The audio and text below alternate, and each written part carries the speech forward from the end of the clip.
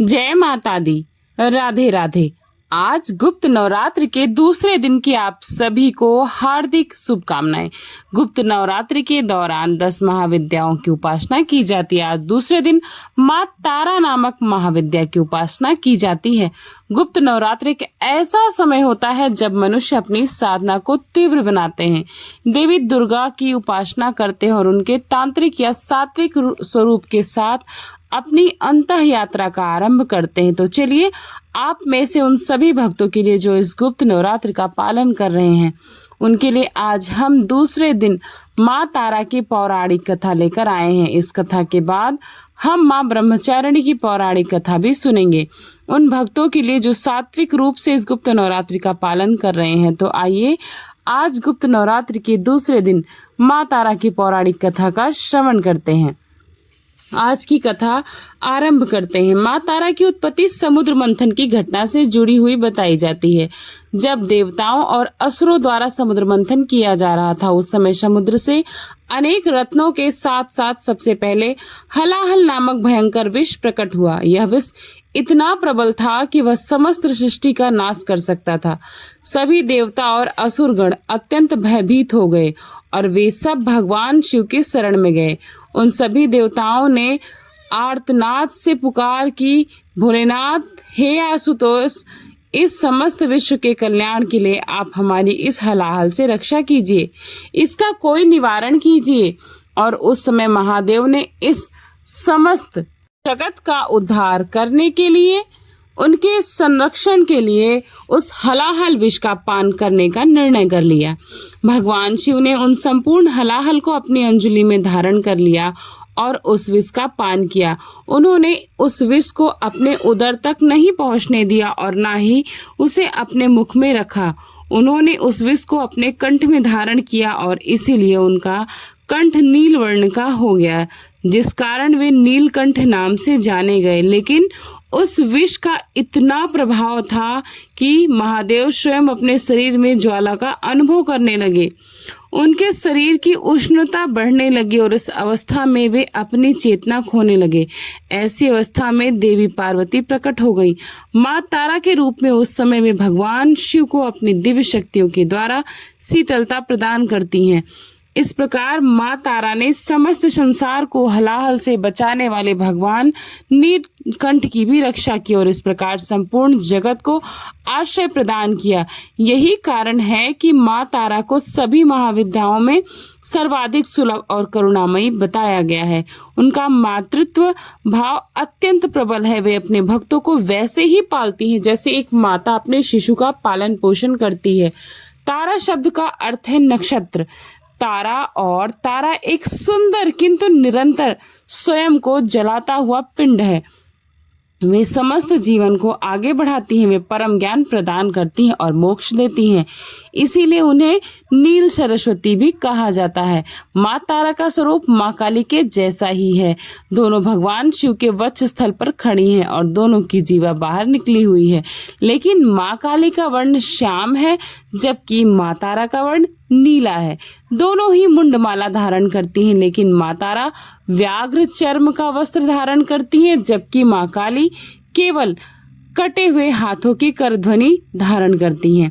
माँ तारा अपने एक ऊपरी हाथ में कमल पुष्प और निचले हाथ में कैंची धारण करती है और शेष 2 हाथों में वे रक्त रंजित खड्ग और रक्त से भरा कपाल लिए हुए हैं। कहा जाता है कि माँ तारा की आराधना करने से अचानक धन और समृद्धि की प्राप्ति होती है। उपासक के हृदय में ज्ञान और विवेक के बीज अंकुरित होते हैं और माँ तारा 10 दिशाओं में आकाश यानी कि ऊपर की दिशा में अधिष्ठात्री देवी हैं और उनकी जयंती चैत्र शुक्ल नवमी को मनाई जाती है।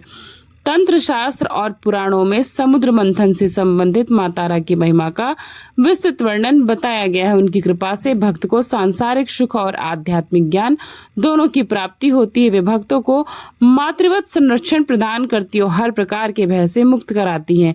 तो यह थी माँ तारा की पौराणिक कथा। आइए अब इस गुप्त नवरात्र के दूसरे दिन हम माँ ब्रह्मचारिणी की कथा का श्रवण करते हैं। जब माता सती ने पुनः जन्म लेकर पर्वतराज हिमालय के घर में पार्वती के रूप में जन्म लिया था, तो नारद जी के उपदेश से जिन्होंने कठोर तप किया, जिसके फल स्वरूप वे भगवान शिव को पति के रूप में प्राप्त कर सकी। इस कठोर तप के कारण उनका नाम ब्रह्मचारिणी या तपस्चारिणी पड़ा। महादेव को प्राप्त करने के लिए माता पार्वती गंगोत्री के पास गंगा अवतरण स्थान पर भृंगी तीर्थ में तपस्या करने के लिए चली गई। वहां भगवान शिव को आराधना करते हुए उन्होंने 10,000 वर्षों तक केवल फल कंदमूल खाए और 100 वर्षों तक शाक खाकर जीवित रही। इस प्रकार कठोर उपवास रखकर और वर्षा तथा धूप को सहते हुए तपस्या करती रही। उसके बाद उन्होंने 3,000 वर्षों तक गिरे हुए सूखे बिलपत्र खाए और भगवान शंकर की आराधना करती रहीं। उसके बाद तो उन्होंने वे सूखे बिलपत्र खाना भी छोड़ दिया। इस प्रकार निर्जल और निराहार रहकर वे कई हजार वर्षों तक तपस्या करती रहीं।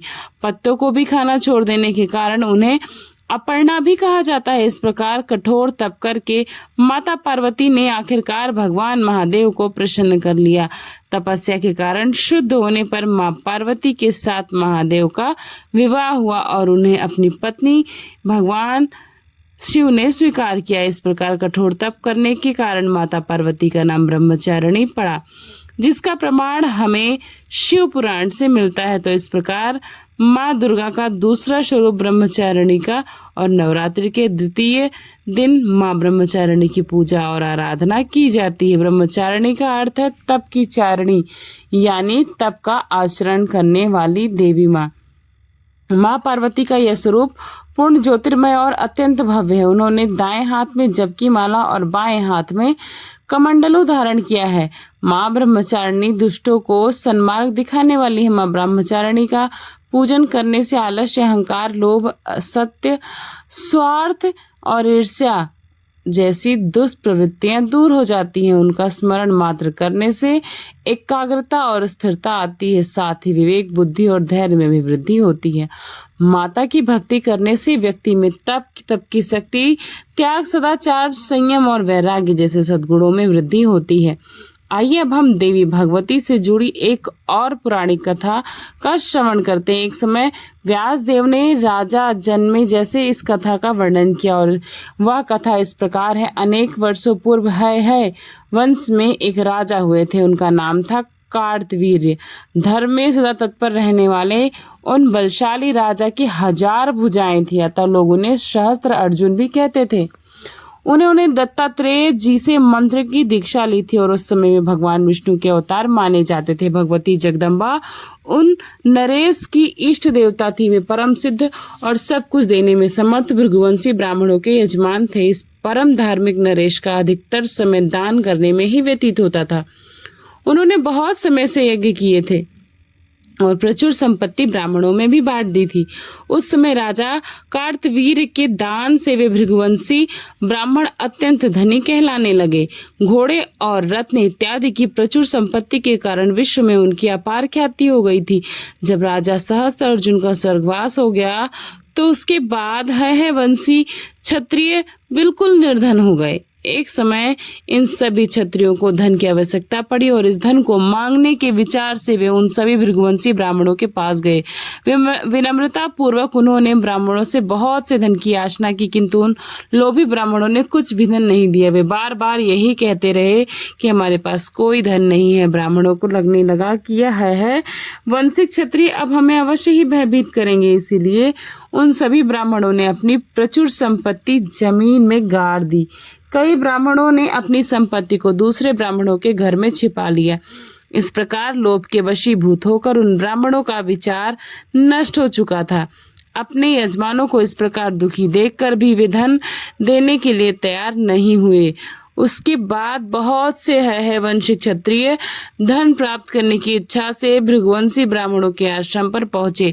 जब जाकर देखा तो ब्राह्मण अपने अपने आश्रम छोड़कर चले गए थे। तब उन क्षत्रियों ने द्रव्य पाने के लिए वहां की जमीन को खोदना आरंभ कर दिया और इसी बीच किसी एक व्यक्ति की दृष्टि घर में गाड़े हुए धन पर पड़ी। सब ने धन देख लिया था। जहां भी पता चला वहीं जमीन खोदकर वे सारा धन ले लेते।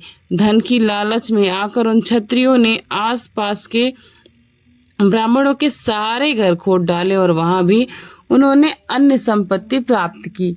यह देखकर सभी ब्राह्मण रोने लगे और गिड़गिड़ाने लगे। आखिर अंत में उन्होंने क्षत्रियों की अधीनता स्वीकार कर ली। अब उन सभी ब्राह्मण के घर से अधिकतर धन निकल चुका था। हालांकि वे सभी ब्राह्मण क्षत्रियों की शरण में चले गए थे, लेकिन फिर भी क्रोध के वशीभूत होकर उन क्षत्रियों ने उन पर बाण की वर्षा चालू रखा। उस समय कुछ भृगुवंशी ब्राह्मण भागकर पर्वतों की गुफाओं में चले गए, छिप कर गए। हाँ, ये तो है वंशी क्षत्रिय भी वहां पहुंच गए। भृगु कुल का संहार करते हुए इस भूमंडल पर वे विचरण करने लगे। जहां भी इन क्षत्रियों को भृगु के वंशज मिल जाते थे, उन्हें अपने तीखे तीरों से मारकर उन्हें मृत्यु के देवता यमराज के पास पहुंचा देते। अब यह सभी क्षत्रिय पाप करने लगे। इनके इस निंदनीय कर्म से जिन स्त्रियों का गर्भ नष्ट हो जाता था, वे बेचारी अत्यंत दुखी होकर कुररी पक्षी की भांति विलाप करती। और उस समय तीर्थवासी कुछ अन्य मुनियों ने उन अभिमानी हाय वंशी क्षत्रियों से कहा, हे क्षत्रियों, तुम ब्राह्मणों पर इतना भयंकर क्रोध मत करो, यह बड़ी ही अनुचित कर्म है। तुम्हें ऐसा निंदनीय कार्य नहीं करना चाहिए जो भृगुल की स्त्रियों के गर्भ का भी उच्छेद करने में तुम तत्पर हो गए हो। हे क्षत्रिय, जब पुण्य और पाप उग्र और असीमित हो जाता है, तब उसका फल इस जन्म में ही सामने आ जाता है। अतः कल्याणकारी पुरुषों को ऐसा निंदनीय कार्य नहीं करना चाहिए। क्रोध में भरे हुए हाय वंशी संघ क्षत्रियों ने यह सब बात सुनी तो उन्होंने उन परम दयालु मुनियों से कहने लगे, आप सब लोग तो साधु पुरुष हैं, यह पाप कर्म क्यों किए जाते हैं? इसका रहस्य आप नहीं जानते। हमारे पूर्वज बड़े महात्मा थे, कूटनीति के विशेषज्ञ इन ब्राह्मणों ने इन्होंने धोखे में डालकर सारा धन उनसे छीन लिया था। यह सभी ब्राह्मण बगुले के समान है। हमने अपने कार्य के लिए जब प्रार्थना पूर्वक उनसे धन मांगा था तो उन्होंने देने से इनकार कर दिया था। अब हम तो उनके यजमान हैं, हम महान कष्ट भोग रहे हैं और यह बात वे जानते थे। हमने उनसे थोड़ा सा ही धन मांगा था, लेकिन उनके मुख से बार बार यही निकलता रहा कि हमारे पास कुछ नहीं है, चले जाओ। धन पास होने के बाद भी उन्होंने हमारी प्रार्थना को ठुकरा दिया था। जब हमारे पूर्वज महाराज कार्तवीर्य ने इन्हें अपनी संपत्ति सौंपी थी, तब किस प्रयोजन से यह उनके धन की सारी संभाल करते रहे? ना तो उन्होंने कोई यज्ञ किया, याचक के मांगने पर कुछ दान दिया। ब्राह्मण का तो कर्तव्य होता है कि वह किसी भी प्रकार के धन का संचय ना करे, विधि पूर्वक यज्ञ करे, दान दे और सुख सुविधा के लिए खाने पीने में व्यय करे। हे विप्रो, ऐसा बताया गया है कि धन रहने पर राजा, चोर, अग्नि और धूर्तों द्वारा महान भय उपस्थित होता है। धन का संग्रह करने वाला व्यक्ति स्वयं मरकर उससे अलग हो कठिन दुर्गति को प्राप्त होता है। यह सभी नियम वे जानते थे। इसके बाद भी यह पुरोहित ब्राह्मणों के लोभ के कारण संशय में पड़े रहे। दान, भोग और नाश, यही तीन धन की गतियां हैं। पुण्यता पुरुषों का धन दान और भोग में खर्च होता है और पापी यूं ही अपने संगति से संपत्ति से वंचित हो जाते हैं। जो कृपण लोग ना तो धन का दान करते हैं, ना खाने पीने में खर्च करता है और केवल संचय ही करता है, उसे महान क्लेश भोगना पड़ता है। अंत में उसका सारा धन नाश हो जाता है। इसलिए हमारे गुरु कहलाने वाले इन अधम ब्राह्मणों को मारने के लिए हम तत्पर हुए हैं। यह बड़े ही धूर्त हैं। आप तो महात्मा पुरुष हैं, इसलिए आप कृपया इस विषय में क्रोध ना करें। इस प्रकार मुनियों को आश्वासन देने के बाद उन आए है वंशी क्षत्रियों ने अपना कुकृत्य चालू रखा। धन की लालच में आकर उन क्षत्रियों ने ब्राह्मणों को बहुत मारा, सताया। लोभ से भरे हुए मानव की बुद्धि नष्ट हो जाती है। वह पापी व्यक्ति कौन सा ऐसा दुष्कर्म नहीं कर सकता? काम, क्रोध और अहंकार, यह तीनों शत्रु हैं, लेकिन यह लोग इनसे भी बढ़कर शत्रु। इस प्रकार हाय वंशी क्षत्रियों ने दुष्ट बुद्धि वाले बनकर समस्त भार्गव वंश के ब्राह्मणों का संहार कर डाला। जब वंशी क्षत्रिय भार्गव वंश की स्त्रियों को इस बात का पता चला तो वे अपार पीड़ा का अनुभव करने लगी। तब वे भय के कारण अत्यंत घबराकर जीवन से निराश होकर हिमालय पर्वत पर चली गई। वहीं नदी के तट पर उन्होंने मिट्टी की माँ गौरी की मूर्ति बनाकर स्थापित की और निराहार रहकर उपासना करने लगी। अब उन्हें अपनी मृत्यु सामने दिखाई दे रही थी। उस समय उन श्रेष्ठ स्त्रियों के पास स्वप्न में देवी पधारी और उनसे कहा कि एक स्त्री की जांघ से एक पुरुष उत्पन्न होगा। मेरा अंशभूत वह पुरुष तुम लोगों का कार्य संपन्न करेगा। इस प्रकार कहकर भगवती जगदम्बा अंतर्ध्यान हो गई। नींद टूटने पर उन सभी स्त्रियों के मन में बड़ा हर्ष हुआ। उनमें से एक चतुर स्त्री ने गर्भ धारण किया। उसका हृदय भी भय से वंचित नहीं था। वंश वृद्धि के लिए वह वहां से भाग चली। क्षत्रियों ने उसे भागते देख लिया। जब उन्होंने देखा कि तेजी से इस ब्राह्मणी का मुखमंडल चमक रहा। तब वे उसके पीछे दौड़े और कहने लगे, बहुत शीघ्र ही इस नारी को पकड़ लो और मार डालो, क्योंकि गर्भ धारण करके यहाँ से जा रही है। इस प्रकार कहते हुए हाथ में तलवार लेकर वे उस स्त्री के निकट पहुंचे। भय से अत्यंत घबराई हुई वह स्त्री सामने आए हुए उन क्षत्रियों को देखकर रोने लगी। गर्भ में रहने वाले बालक ने सुना कि माता रो रही हैं। इसकी अवस्था बड़ी दयनीय और कोई भी उसका रक्षक नहीं है। क्षत्रियों से संतप्त होने के कारण उसके नेत्र जल की धारा बहने लगी। लगता है कि गर्भवती हिरणी सिंह के पंजे में पड़ गई हो। इस प्रकार आंखों में आंसू भरकर कांपती हुई माता को देखकर गर्भ में स्थित बालक के क्रोध की कोई सीमा ही नहीं रही। वह जांग चीर कर तुरंत बाहर निकल आया, मानो कोई दूसरा सूर्य प्रकट हो गया हो। उस मनोहर बालक ने अपने तेज से तुरंत ही उन क्षत्रियों के नेत्र की ज्योति को हर लिया। उस बालक की ओर देखते ही मानो वे सभी क्षत्रिय नेत्रविहीन हो गए थे। जन्मांध प्राणी की भांति वे पर्वत की गुफाओं में इधर उधर भटकने लगे। वे समझ नहीं पा रहे थे कि आखिर इस बालक को देखते ही वे नेत्रहीन कैसे हो गए। इसके बाद यह पता चलता है कि इस ब्राह्मणी का यह प्रभाव क्योंकि उसके पास शित्व का महान बल है। पतिव्रता नारियों का संकल्प कभी व्यर्थ नहीं हो सकता। दुखी होने पर वे क्षण भर में ही क्या नहीं कर सकती, यह सोचकर दृष्टिहीन और निराश्रय है वंश के क्षत्रिय उस पतिव्रता ब्राह्मणी के शरणागत हो गए। उन्होंने अपनी सुध-बुध खोकर दोनों हाथ जोड़ लिए और भय से घबराई हुई उस ब्राह्मणी को प्रणाम किया। उन्होंने ब्राह्मणी से प्रार्थना करते हुए कहा, हे माता, अब आप प्रसन्न हो जाइए। हम आपके सेवक हैं, इसमें कोई संदेह नहीं। पापमय बुद्धि हो जाने के कारण हम क्षत्रियों द्वारा महान अपराध हो गया है और इसी के फल स्वरूप आपकी दृष्टि पड़ते ही हम सब नेत्रहीन हो गए। आपकी शरण में आए हैं। अंधा हो जाना मरण से भी अधिक कष्टप्रद होता है। अतः हमें पुनः नेत्र प्रदान करने की कृपा करें। पुनः दृष्टि प्रदान करके हम सब क्षत्रियों को अपने सेवक बना लें और फिर हम शांत होकर अपने अपने स्थान पर वापस चले जाएंगे। इसके बाद हम कभी ऐसा धृत कार्य नहीं करेंगे। अज्ञान व हमारी द्वारा जो अपराध हुआ है उसे कृपया आज क्षमा करें। हाथ जोड़कर अपने समक्ष खड़े हुए उन नेत्रहीन क्षत्रियों को देखकर ब्राह्मणी ने उनसे कहा, हे क्षत्रियों, मेरे द्वारा तुम्हारी दृष्टि नहीं हरी गई है, यह निश्चित है। मैं तुम पर कुपित भी नहीं हूँ। इसका वास्तविक कारण मैं बता रही हूँ, सुनो।